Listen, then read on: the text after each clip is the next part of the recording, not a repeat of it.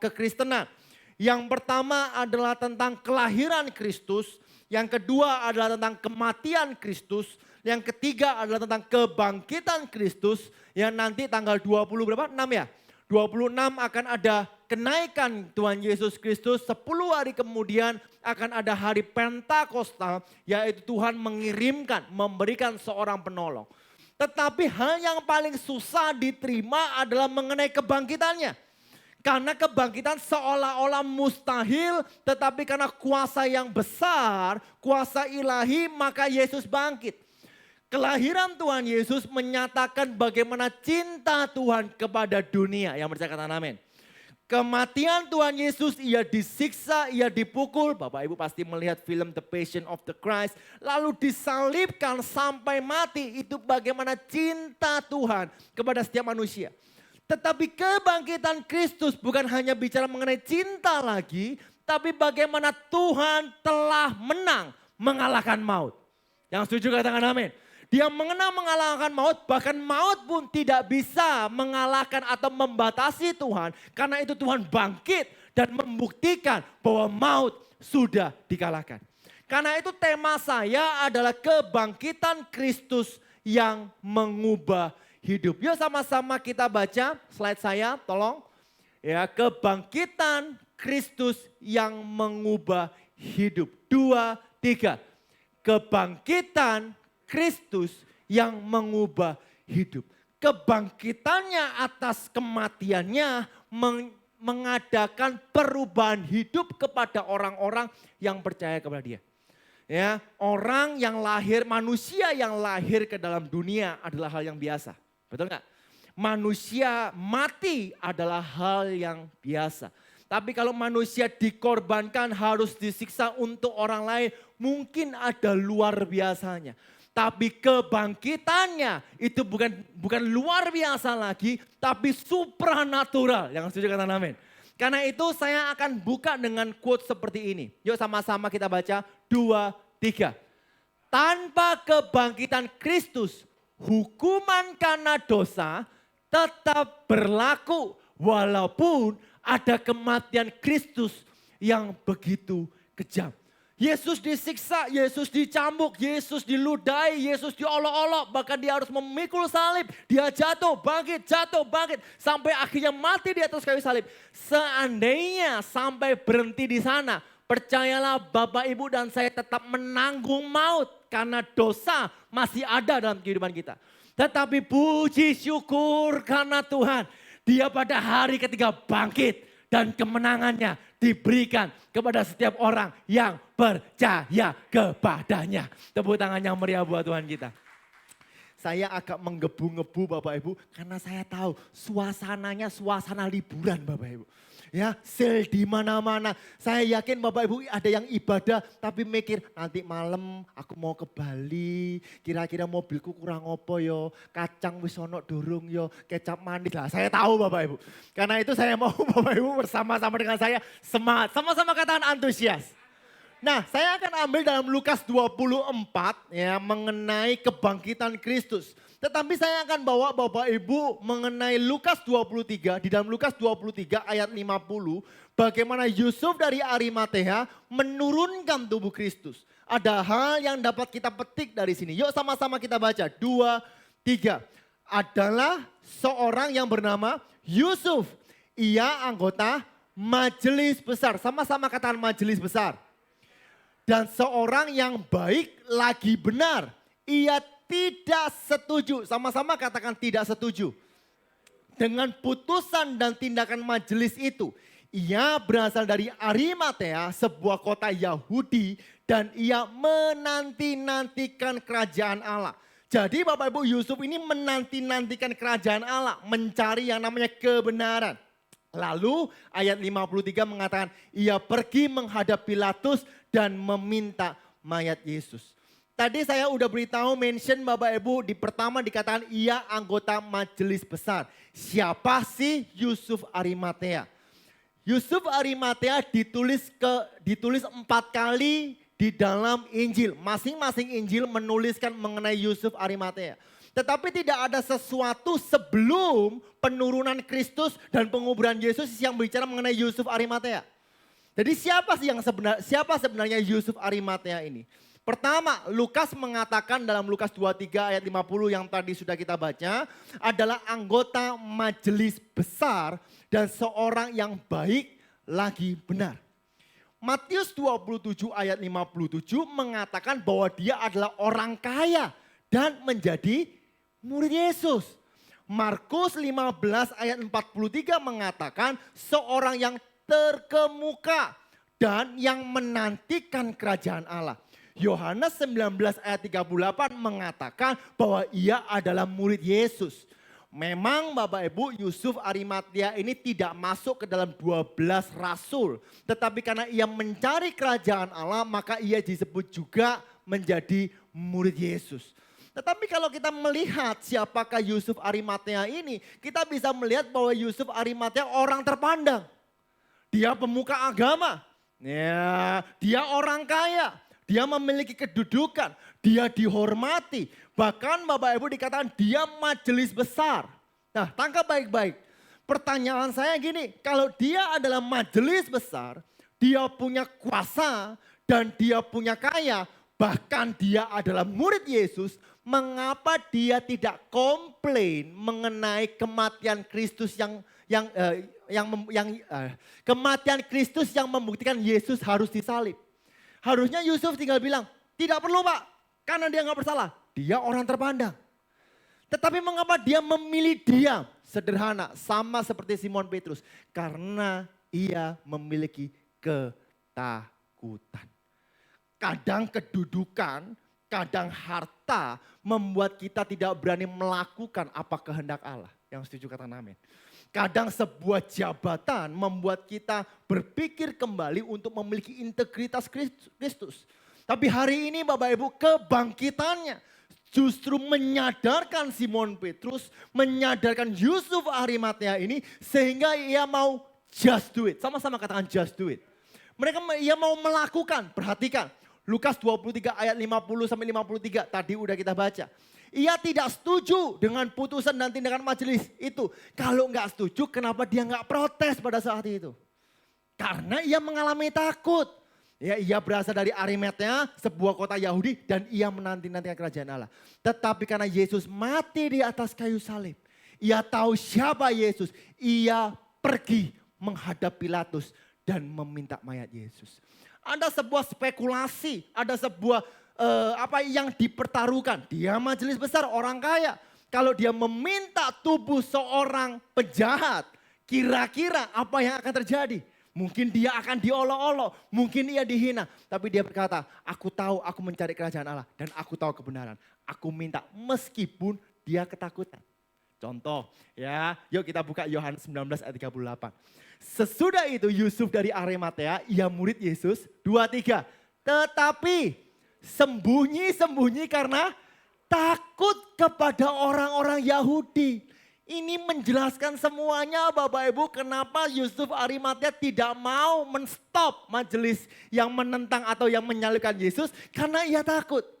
Tapi kebangkitan dan pengorbanan Kristus membuat Yusuf Arimatea berani untuk berhadapan Pilatus. Untuk menurunkan mayat Tuhan Yesus dari salib. Bukan hanya itu, dia yang membelikan kain, dia yang membawa mayat Tuhan Yesus masuk kepada kubur. Saya ini kubur malah ngomong kuburan. Kubur ya kan. Ya kubur ya. Dan kubur itu pun milik Yusuf. Saya percaya Bapak Ibu satu hal. Ya, dari yang takut menjadi berani. Karena itu kebangkitan atau pengorbanan Kristus. Yuk kita sama-sama baca. 2, 3. Tuhan dapat mengubah kehidupan karakter manusia melalui pengorbanan. Asalkan engkau mencari kerajaan Allah. Firman Allah berkata, carilah dahulu kerajaan Allah. Maka semuanya akan ditambahkan kepada engkau. Kalau engkau mencari kerajaan Allah, percayalah karaktermu pasti diubahkan. Dari yang takut menjadi berani. Dari yang suka utang menjadi suka memberi. Dari yang berpikir negatif selalu percaya kepada firman Tuhan. Dari yang sukanya ngelirik cewek hanya melirik istri tercinta. Rawana tepuk tangan. Yang biasanya boros ngeluarin uang mulai ada perhitungan. Dan percayalah yang dulu gak bisa nabung sekarang bisa nabung. Amin. Tuh Bapak Ibu, pengelolaan keuangan itu karakter loh. Ada nggak yang hobinya utang? Weh, puji Tuhan aku dapat THR 6 juta misalnya. Dapat THR 6 juta. Dalam waktu 2 hari iso habis.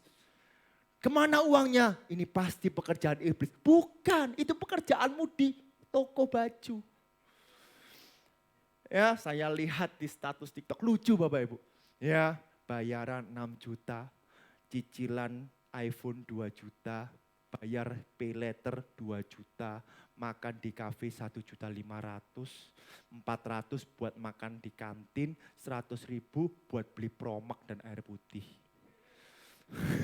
Nah ini kan sebenarnya sebuah kebiasaan Bapak Ibu. Ya minggu lalu kalau Bapak Ibu mendengarkan seorang hamba Tuhan, seorang pengusaha dikatakan, iso gak usah utang, percayalah Tuhan pasti sediakan. Yang percaya beri tepuk tangan yang meriah buat Tuhan kita. Lalu selanjutnya apa yang terjadi Lukas 23 ayat 54. Sesudah ia menurunkan mayat itu, ia mengafaninya dengan kain lenan. Lalu membaringkan di dalam kubur yang digali di dalam bukit batu. Di mana belum pernah dibaringkan mayat. Hari itu adalah hari persiapan dan Sabat hampir mulai. Yang warna kuning yuk kita baca sama-sama 2, 3. Dan perempuan-perempuan yang datang bersama-sama dengan Yesus dari Galilea ikut serta dan mereka melihat kubur itu dan bagaimana mayatnya dibaringkan. Wanita ini yang mendengar tentang perkataan Yesus, dia yang melihat bagaimana mayat Yesus dikuburkan, artinya sudah ada saksi bukti. Betul? Saya suka Bapak Ibu firman Tuhan gak berkata perempuan saja. Tapi perempuan-perempuan yang datang bersama-sama dengan Yesus Galilea ikut serta mereka melihat kubur itu. Berarti lebih daripada satu. Selanjutnya ayat 56 sebelum saya masuk poin yang pertama. Dan setelah pulang mereka menyediakan rempah-rempah dan minyak mur. Dan pada hari Sabat, Sabat itu hari Sabtu bukan Minggu. Ya sekali lagi, Sabat itu hari Sabtu. Dan pada hari Sabat mereka beristirahat menurut hukum Taurat. Perhatikan, pulang mereka sediakan minyak dan mur. Tetapi tidak bisa langsung dibuat membersihkan Yesus, tapi dia harus istirahat dulu karena hari Sabat. Ada waktu 1 hari perempuan-perempuan ini berpikir kira-kira perlu nggak ya memandikan tubuh Yesus. Perlu nggak ya memberikan wangi-wangian kepada tubuh Kristus. Karena mau tidak mau ada uang yang harus dikeluarkan. Betul kan ya? Memang membeli minyak nggak pakai uang, pakai minyak. Apalagi minyak goreng sekarang mahal. Nggak ada hubungannya Bapak Ibu. Ya, tetapi Bapak Ibu dia ngambil minyak lalu dia ngambil mur. Tapi saya suka bagaimana Lukas 24 ayat 1 berkata. 2, 3. Tetapi, sekali lagi 2, 3. Tetapi pagi benar. Sudah tidak ada kebimbangan. Sudah tidak ada yang penting adalah just do it. Bapak Ibu, kalau Bapak Ibu mau melakukan sesuatu untuk Tuhan, just do it. Enggak usah dipikir. Kalau Bapak Ibu ingin melakukan sesuatu, aduh semua menentang. Tapi aku tahu ini benar. Aku tahu Tuhan pasti berkehendak. Just do it. Percayalah. Di sana engkau akan melihat mujizat Tuhan yang luar biasa. Tepuk tangan yang meriah buat Tuhan kita. Jadi Bapak Ibu poin saya yang pertama yaitu kebangkitan Kristus. Membuktikan setiap kita sudah ditebus dan dibebaskan. Yuk kita baca sama-sama. 2, 3. Kebangkitan Kristus membuktikan kita sudah ditebus dan dibebaskan. Perhatikan saya Lukas 24 ayat 1 sampai 4. Tetapi pagi-pagi benar pada hari pertama minggu itu. Mereka pergi ke kubur membawa rempah-rempah yang telah disediakan mereka. Mereka mendapati batu sudah terguling dari kubur itu. Ya, untuk ayat yang kedua ini Bapak Ibu banyak hal yang Bapak Ibu bisa dapatkan. Contoh misalnya bahwa masalahmu tidak bisa membatasi engkau. Kebangkitan Yesus akan menggulingkan masalahmu. Bisa Bapak Ibu, betul? Tetapi firman Tuhan Bapak Ibu, yuk kita ambil teksnya bahwa sebenarnya maut pun tidak bisa membatasi kuasa Tuhan. Betul kan? Maut loh Bapak Ibu, musuh terbesar manusia apa? Maut, kematian. Kematian tidak bisa membatasi kuasa Tuhan. Karena kuasa Tuhan jauh lebih besar. Tepuk tangan yang meriah buat Tuhan kita. Nah setelah batu itu terguling, yang mereka lakukan adalah panik. Mereka lari dan setelah masuk mereka tidak menemukan mayat Tuhan Yesus. Sebenarnya kalau mereka tidak menemukan mayat Tuhan Yesus, mereka harusnya bersuka cita. Karena sebelumnya Tuhan sudah berkata bahwa dia akan bangkit pada hari yang ketiga. Betul kan ya? Tetapi sekali lagi, ketakutan dalam kehidupannya, kekecewaan, kekhawatiran membuat wanita-wanita ini tidak bisa melihat kuasa kebangkitan. Karena Yesus sudah bangkit. Lalu apa yang terjadi? Perhatikan. Sementara mereka berdiri termangu-mangu karena hal itu, tiba-tiba ada dua orang berdiri dekat mereka memakai pakaian yang berkilau-kilau. Bapak Ibu, maut saja, kematian saja tidak bisa membatasi kuasa Tuhan. Karena itu Tuhan harus bangkit. Pertanyaannya gini, untuk apa Tuhan bangkit? Bukankah pengorbanannya cukup? Kita baca di kitab Roma 4 ayat 25. Yuk sama-sama kita baca. Karena saya melihat ada yang mulai terbawa suasana liburan. 2, 3. Yaitu Yesus yang telah diserahkan karena apa? Karena apa? Pelanggaran kita. Dan dibangkitkan karena pembenaran kita. Kristus yang telah diserahkan karena pelanggaran kita. Tetapi ia dibangkitkan karena pembenaran kita. Kristus yang telah disalib karena dosa kita. Tapi ia dibangkitkan supaya setiap kita memperoleh kebenaran. Kristus yang mati, yang disiksa, yang harus menerima cambukan dan cambukan.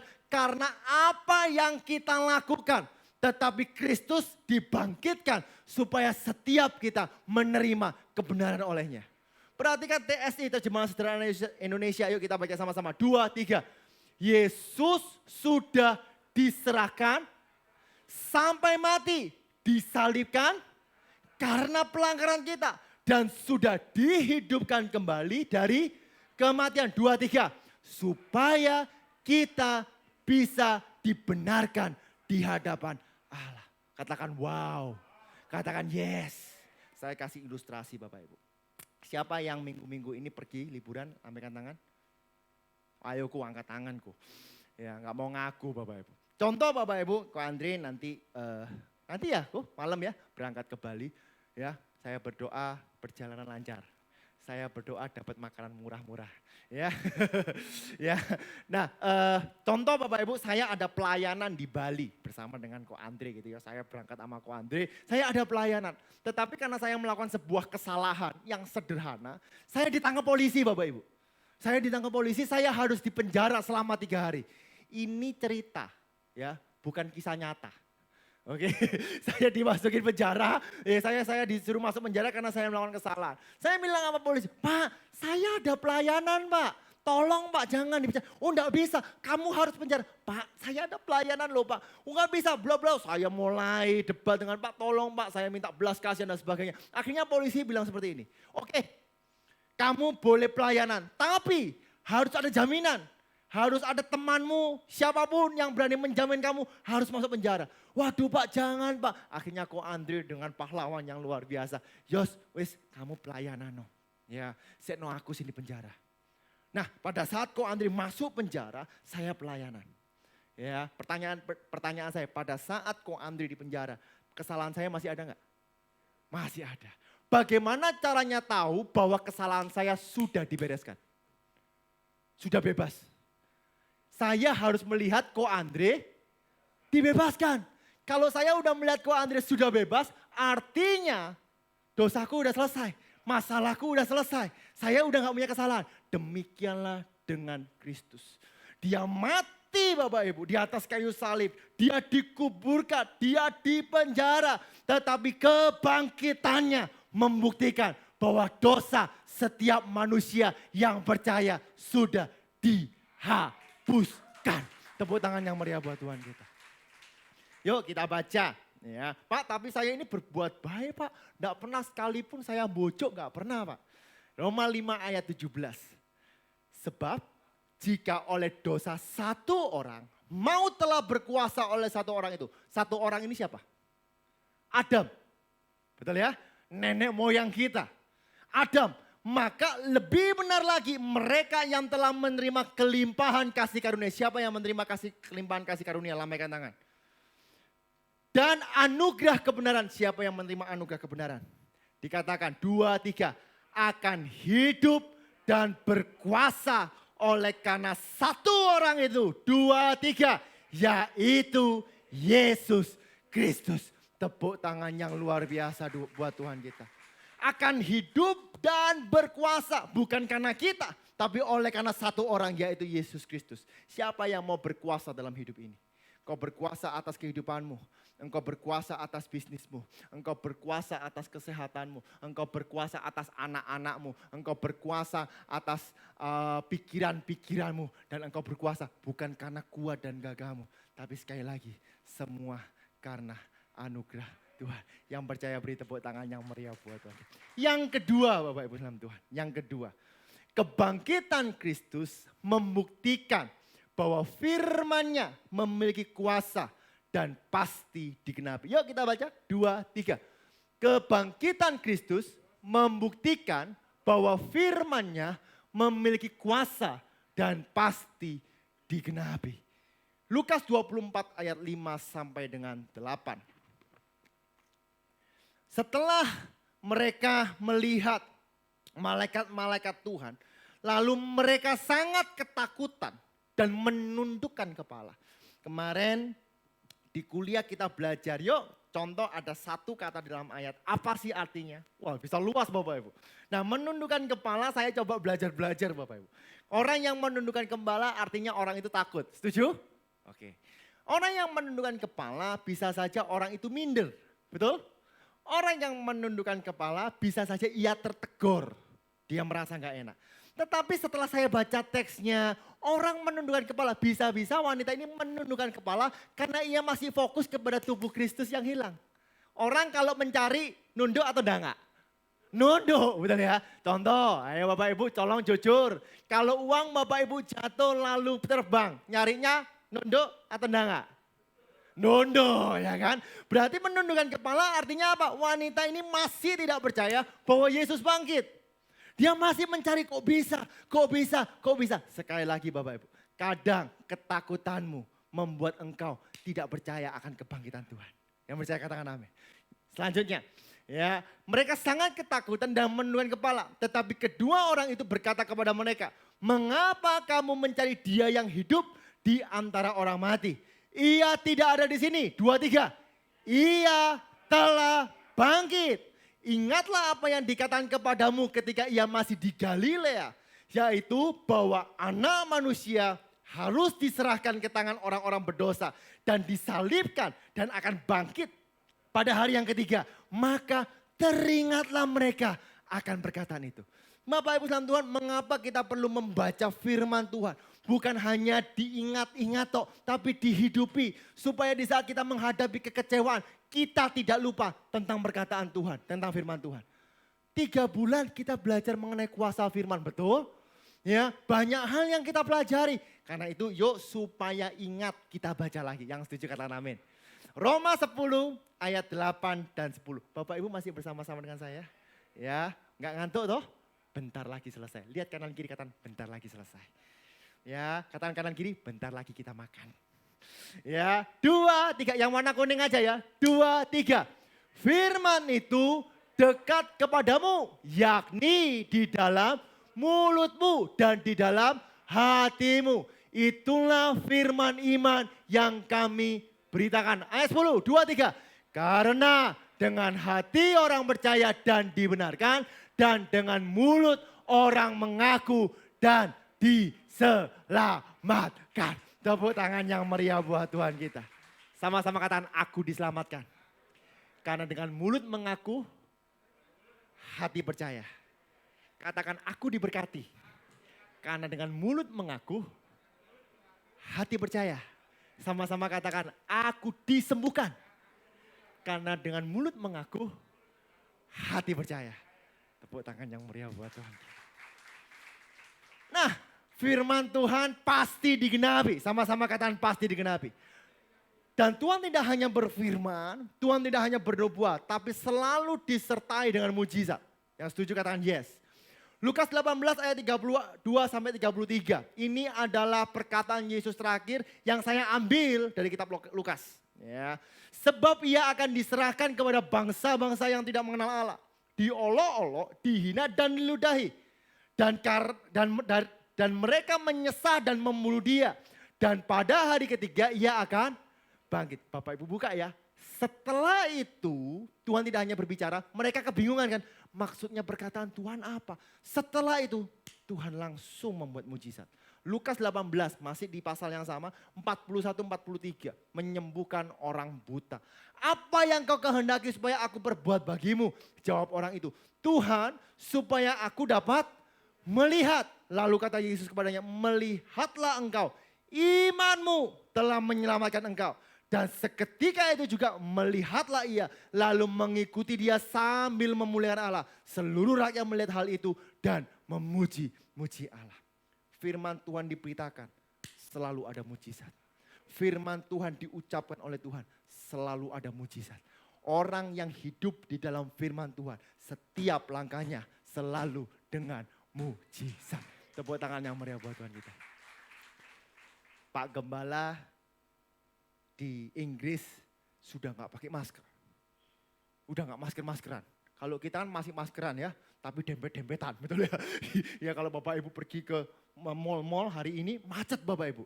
Ya, mepet kabeh Bapak Ibu, kayak lautan Bapak Ibu ya. Di sana enggak masker-maskeran. Ya, nanti Bapak Ibu akan mendengar bagaimana firman Tuhan, kuasa firman Tuhan itu membuat hati damai sejahtera dan sukacita. Enggak tidur Bapak Ibu satu harian, tetap semangat. Hari ini biasanya jam 4 pagi sudah bangun Bapak Ibu, jet lag. Tetapi saya mengucap syukur, Mama kuat, Pak Gem kuat. Pak, Ma, makanan gimana? Sip pokoknya, Isa makan, iso. Tapi aku jujur, kangen pecel jadi ini. Ya, sama-sama katakan di Indonesia memang paling enak. Nah, Bapak Ibu perhatikan dalam kebangkitan terdapat pengenapan atas kuasa firman. Ya sama-sama kita baca 2, 3. Di dalam kebangkitannya terdapat pengenapan atas kuasa firman. Yang terakhir, yang ketiga, pemain musik bisa maju ke depan. Yuk kita baca 2, 3. Kebangkitan Kristus memberikan kekuatan untuk menjadi saksi. Setelah wanita ini percaya, dari yang tidak percaya akhirnya percaya. Dikatakan dan setelah mereka kembali dari kubur, mereka menceritakan, sama-sama katakan menceritakan. Menceritakan semuanya itu kepada ke-11 muridnya. Dan kepada semua saudara yang lain. Perempuan-perempuan itu ialah Maria dari Magdala dan Yohana dan Maria ibu Yakobus dan perempuan-perempuan lain juga yang bersama-sama dengan mereka memberitahukannya kepada rasul-rasul. Perhatikan, karena kekecewaan, karena ketakutan ayat 11 dikatakan. Tetapi bagi mereka, termasuk murid-murid Yesus loh. Bagi mereka perkataan-perkataan itu seakan-akan omong kosong. Dan mereka tidak percaya kepada perempuan-perempuan itu. Tetapi sungguh pun demikian Petrus bangun. Lalu cepat-cepat pergi ke kubur itu. Ketika ia menjenguk ke dalam, ia melihat hanya kain kafan saja. Lalu ia pergi dan ia bertanya dalam hatinya, apa yang kiranya telah terjadi. Bapak Ibu, di saat engkau tahu bahwa Yesus sudah bangkit, engkau memiliki kekuatan untuk bersaksi. Engkau memiliki kekuatan untuk menyampaikan berita baik. Bukan berita menghakimi, tapi berita baik. Sama-sama katakan berita baik. Beberapa tahun yang lalu tadi saya sempat sharing sama Cirut gitu ya. Pak, jemaat GP Keluarga Allah Blessing liburan. Boleh gak liburan? Boleh. Boleh gak liburan? Boleh lah. Pak hari Minggu liburan boleh nggak? Loh kalau memang ada tiket murah kalau Bapak Ibu mau beli libur silakan. Asal jangan lupa ibadah online. Nah ya kan. Tetapi saya pernah mendengar seorang hamba Tuhan. Khotbah di sini saya nggak tahu kok Andri bilang.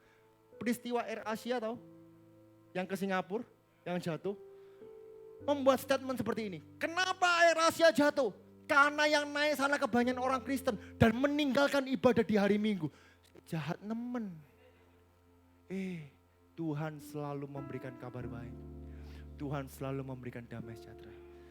Kalau Tuhan memberkati setiap kita, engkau mau menikmati berkat itu, silakan. Asal engkau tahu bahwa hidupmu tidak ada apa-apanya selain karena berkat Tuhan. Yang percaya katakan amin. Tapi Pak kalau saya memberitakan kabar baik, banyak orang gak suka sama saya. Firman Allah berkata seperti ini.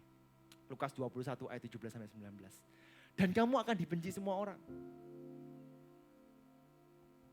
Nah ini firman Tuhan yang katakan, kamu akan dibenci semua orang oleh karena nama Tuhan. Tetapi, perhatikan, tidak sehelai pun dari rambut kepalamu akan hilang. Kalau kamu tetap bertahan, kamu akan memperoleh hidup. Tuhan menyertai engkau sampai kesudahan akhir zaman. Immanuel, Allah menyertai engkau. Jadi apa yang kita lakukan? Share, beritakan kabar baik Bapak Ibu. Ada 5 tugas gereja, fungsi gereja. Minggu lalu, Jumat Bu Seni sudah menjelaskan mengenai 3 fungsi gereja. Sebenarnya akarnya 3 ini Bapak Ibu. Koinonia yaitu perkumpulan, diakonia yaitu pelayanan, marturia adalah kesaksian. Dikembangkan ada liturgia, liturgi ibadah supaya ibadah itu nyaman. Coba bayangkan kalau Bapak Ibu yang di mimbar saya WL-nya yang di bawah, kan ruwet. Nah itu contoh sederhana. Ya kan, liturgi itu contoh ibadah minggu pertama perjamuan kudus. Gak harus, itu dipakai supaya Bapak Ibu nyaman. Lalu ada krikma, krikma itu apa? Pewartaan, pemuritan, Bible study. Tetapi yang terpenting adalah 3 ini. 1 diakonia yaitu pelayanan. Yang kedua adalah marturia yaitu kesaksian. Dan yang ketiga adalah koinonia adalah perkumpulan. Nah bentar lagi kan liburan, betul? Sak minggu prei Bapak Ibu. Ada yang bertemu dengan keluarga, ada yang liburan, ada yang jalan-jalan. Saya berdoa Bapak Ibu tetap melakukan fungsi gereja, yaitu 3 ini. Koinonia, diakonia, dan marturia. Kumpul koinonia bersama dengan keluarga, bersama dengan anak-anak. Kumpul, sharing, sukacita, canda tawa, saling memperhatikan satu sama lain. Bukan hanya itu juga, tapi diakonia, layani mereka. Jangan kita datang ke rumah mertua sakarepe dhewe, wah kan aku kan tamu. No, layani mereka. Bawa makanan, itu pelayanan loh. Yang ketiga apa? Marturia, kesaksian. Kesaksian gak usah dowo-dowo Bapak. Aku mau kesaksi loh. Jadi gini loh ya, firman Tuhan berkata, lah Bapak Ibu gak mau ngomong sama Bapak Ibu lagi. Santai aja, tahu gak aku bisa liburan. Itu semua karena anugerah Tuhan. Nah, Bapak Ibu kan banyak yang kena COVID toh. Udah gak usah angkat tangan, saya tahu. Ya kan? Bapak Ibu tinggal bilang, tahu gak? Aku sempat positif loh, tapi Tuhan itu baik. Kau ceritakan. Dan saya berdoa seluruh jemaat GBI Keluarga Blessing dapat menjadi saksi di seluruh dunia. Dan biarlah nama Tuhan dipermuliakan. Tepuk tangan yang meriah buat Tuhan kita. 3 hal yang kita pelajari. Kebangkitannya adalah membuktikan bahwa dosa kita diampuni dan setiap kita dibebaskan. Kebangkitannya membuktikan bahwa firman-Nya pasti digenapi. Dan kebangkitannya membuktikan bahwa engkau diberikan kuasa untuk bersaksi. Petrus bersaksi, banyak jiwa-jiwa diselamatkan. Saya berdoa, GBI Keluarga Allah Blessing bersaksi, banyak jiwa diselamatkan. Tuhan Yesus memberkati. Haleluya. Saya undang hamba-hamba Tuhan untuk bisa maju ke depan. Mari kita berdoa untuk firman Tuhan terlebih dahulu. Setelah itu kita akan mengambil bagian dalam perjamuan kudus. Tuhan, kami mengucap syukur kami sudah mendengarkan kebenaran firman-Mu Tuhan. Biarlah firman-Mu ini Tuhan tidak hanya kami dengarkan, tapi kami mau menjadi pelaku firman-Mu Tuhan. Dan biarlah nama-Mu dipermuliakan Tuhan. Meteraikan kebenaran firman-Mu Tuhan. Sebentar lagi kami mau mengambil perjamuan kudus. Biarlah Engkau urapi setiap kami, biarlah Engkau berkati setiap kami. Layakan dan kuduskan Tuhan hamba-hamba-Mu yang akan melayani Tuhan. Di dalam nama Tuhan Yesus, semua yang siap menerima perjamuan kudus bersama-sama dengan saya katakan amin. Dengan darah-Mu kau tebus dosaku.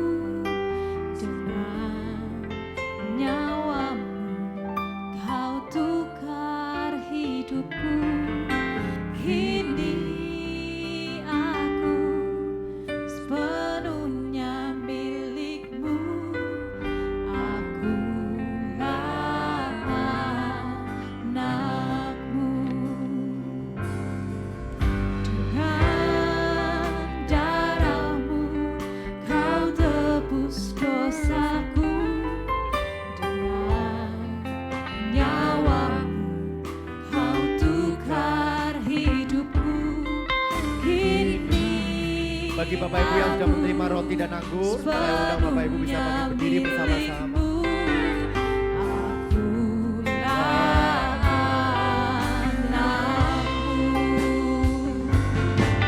Yesus, Yesus, Yesusku berseru. Yesus, Yesusku panggil namamu. Pengabdianku hanya padamu. Yesus, Yesus, Engkaulah Bapakku. Mari kita angkat roti di tangan kanan kita tinggi-tinggi di atas kepala. Pada malam waktu ia diserahkan, ia mengambil roti dan sesudah itu ia mengucap syukur atasnya. Ia memecah-mecahkannya dan berkata, inilah tubuhku yang diserahkan bagi kamu. Perbuatlah ini menjadi peringatan akan aku. Mari kita angkat roti di tangan kanan kita tinggi-tinggi di atas kepala. Syukuri alabatari alabasyaka batari alabasyaka. Bukankah roti yang kita pecah-pecahkan adalah persekutuan dengan tubuh Kristus? Mari kita makan bersama-sama dalam nama Yesus. Kiara alabasyaka alabatari.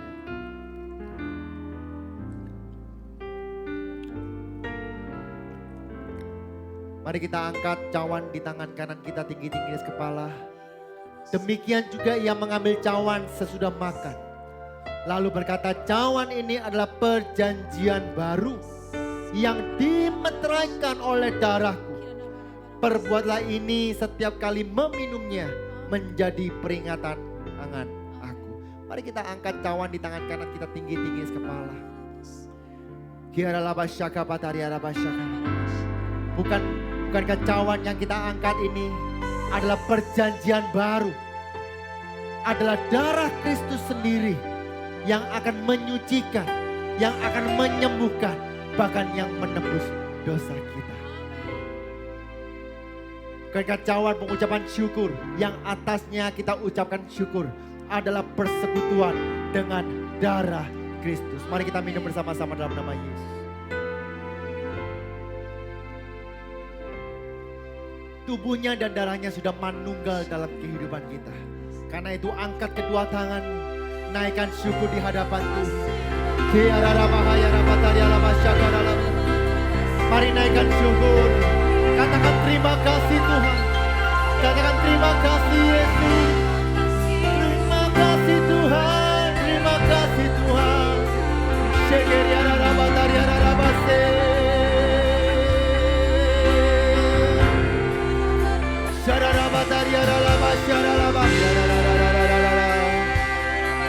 Terus sembah, terus sembah, terus sembah.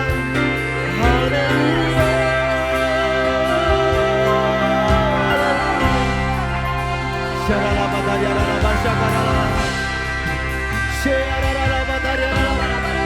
Dosamu sudah diampuni, penyakitmu sudah disembuhkan, masalahmu sudah diberikan jalan keluar.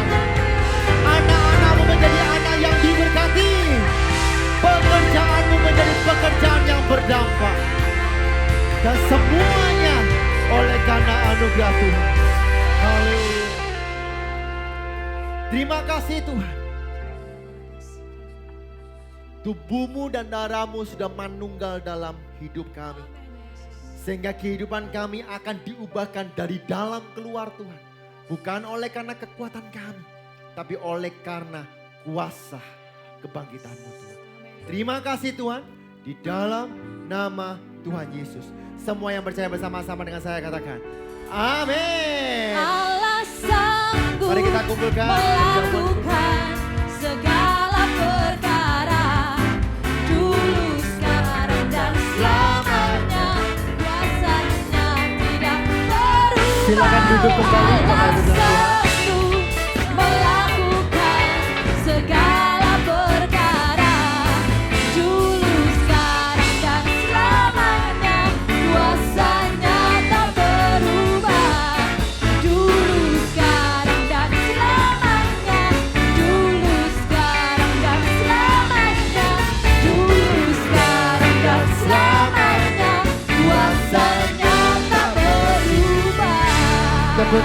meriah buat Tuhan kita.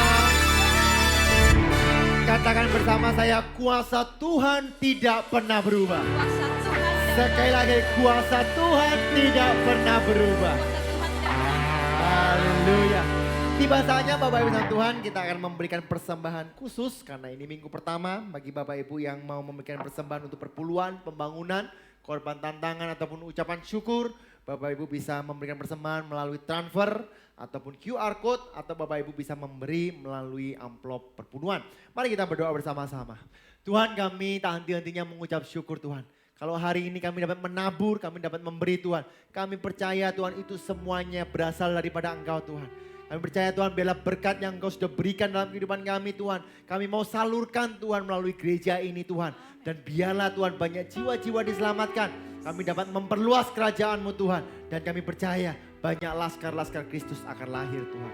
Terima kasih Tuhan, kami siap memberi. Kami siap memberi karena Engkau terlebih dahulu memberkati kami Tuhan. Di dalam nama Tuhan Yesus, semua yang siap memberi bersama dengan saya katakan, amin. Persembahan bisa dijalankan. Ada beberapa pengumuman Bapak Ibu. Yang pertama dalam rangka libur Hari Raya Idul Fitri, maka ada beberapa aktivitas gereja yang akan diliburkan. Yaitu yang pertama hari Jumat yang biasanya ada ibadah Blessing Night secara online. Ya, Jumat tanggal 6 Mei 2022 diliburkan atau ditiadakan. Dan akan aktif kembali pada hari Jumat tanggal 13 Mei. Sekali lagi tanggal 6 Mei tidak ada doa malam dan akan kembali aktif tanggal 13 Mei. Lalu untuk kantor sekretariat gereja juga akan diliburkan. Yaitu Senin tanggal 2 Mei sampai dengan Jumat tanggal 6 Mei. Dan akan aktif kembali pada hari Sabtu tanggal 7 Mei. Jadi hari Minggu depan tetap ibadah seperti biasa. Jika jemaat ada keperluan di hari-hari libur, Bapak Ibu bisa menghubungi WA gereja di nomor di depan.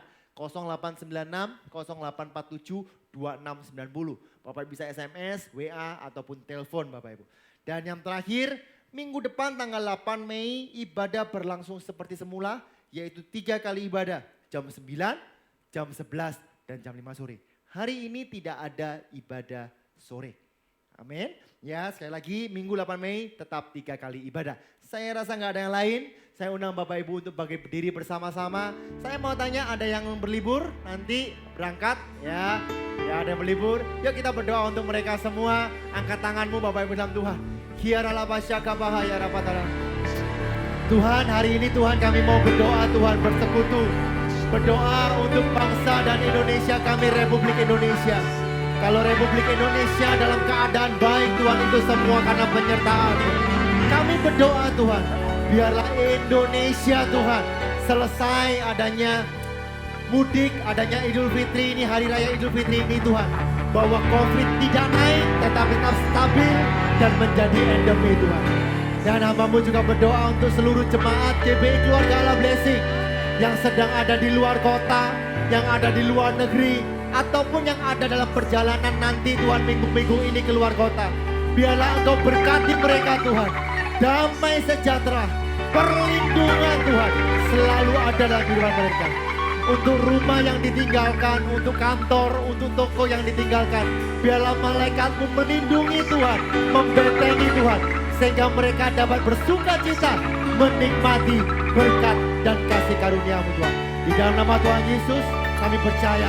Haleluya. Aku punya Tuhan yang besar, yang telah berjanji dan sanggup menggenapi imanku, bersemangat percaya kuasanya. Ku terima sekarang kemenangan dari. Beri tepuk tangan yang meriah buat Tuhan kita. Katakan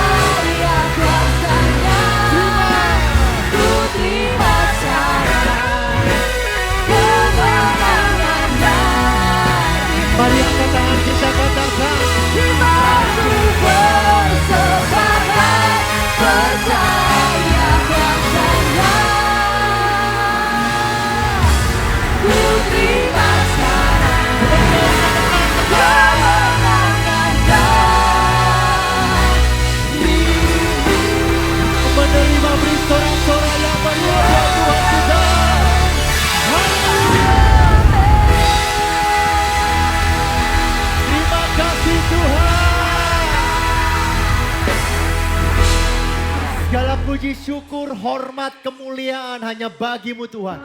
Raja di atas segala raja yang sudah bangkit dari maut untuk menebus dosa kita. Tuhan, biarlah Engkau berkati anak-anak-Mu yang sudah mengambil bagian Tuhan.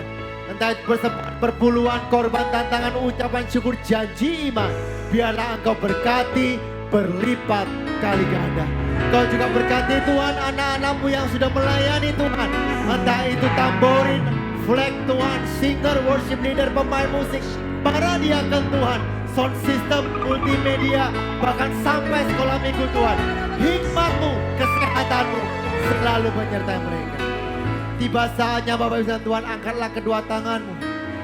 Terimalah dengan iman percaya. Syekiri abatari ala basyakara. Diberkatilah kesehatan-Mu. Diberkatilah keluarga-Mu. Diberkatilah pekerjaan-Mu. Firman Allah berkata bahwa Engkau akan naik dan tidak turun. Engkau akan menjadi kepala dan bukan ekor.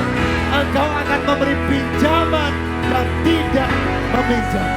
Sekarang terimalah berkat dari Bapa yang berlimpah-limpah, kasih sukacita daripada Allah anak yang tak berkesudahan, persekutuan Roh Kudus yang manis menyertai engkau, memberkati engkau, melindungi engkau, memimpin engkau, sehingga apa saja yang kau kerjakan menjadi berhasil dan beruntung. Sekarang terimalah berkat kasih karunia dari Tuhan Yesus Kristus. Semua yang sudah menerima bersama dengan saya katakan amin.